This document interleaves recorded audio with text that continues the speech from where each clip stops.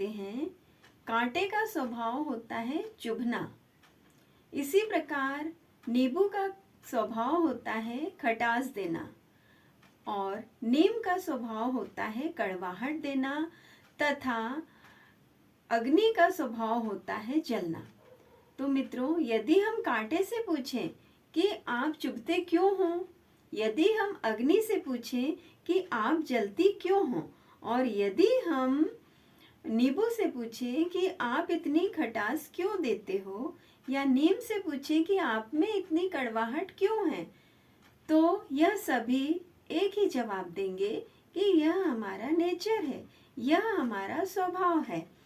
तो यही बात गलत व्यवहार करने वाले पर और अच्छे व्यवहार करने वाले पर भी लागू होती है। जो व्यक्ति आपसे गलत व्यवहार करते हैं उनका स्वभाव है गलत व्यवहार करना, इसीलिए वह आपसे गलत व्यवहार करते हैं। मित्रों, हमारे समाज में, हमारे परिवार में ऐसे बहुत से लोग रहते हैं जो हमें पसंद करते हैं, लेकिन उनमें से कुछ लोग ऐसे भी रहते हैं जो हमें नापसंद करते हैं। अब जरूरी नहीं कि सभी हमसे मीठी मीठी बातें करें, अच्छी अच्छी बातें करें। हो सकता है कुछ व्यक्ति हमसे कड़वी बातें भी करें।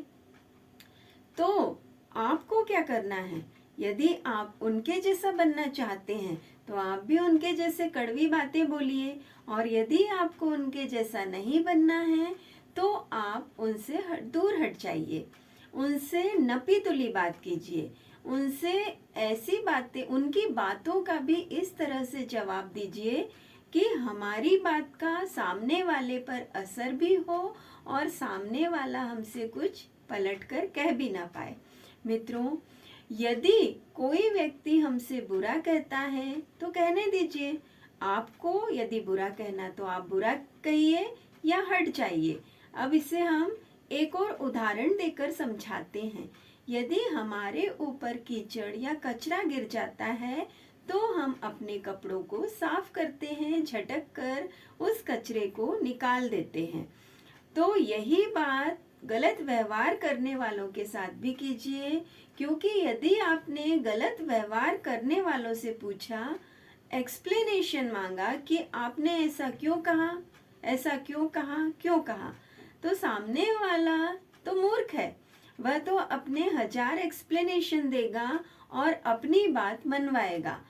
सामने वाला मूर्ख है, और यदि हम भी उसके जैसा उससे व्यवहार करें या उससे प्रश्न पूछें कि आपने मेरे साथ ऐसा क्यों किया, तो हम भी उस सामने वाले मूर्ख के जैसे मूर्ख ही बन जाएंगे। तो हमें किस कैटेगरी में शामिल होना है यह आप पर निर्भर करता है। इसी प्रकार सामने वाला तो मूर्ख भी है, साथ साथ दुर्भाग्यशाली भी है, क्योंकि वह गलत कार्य कर रहा है। तो हम भी यदि वही कार्य करेंगे तो हम भी दुर्भाग्यशाली बन जाएंगे।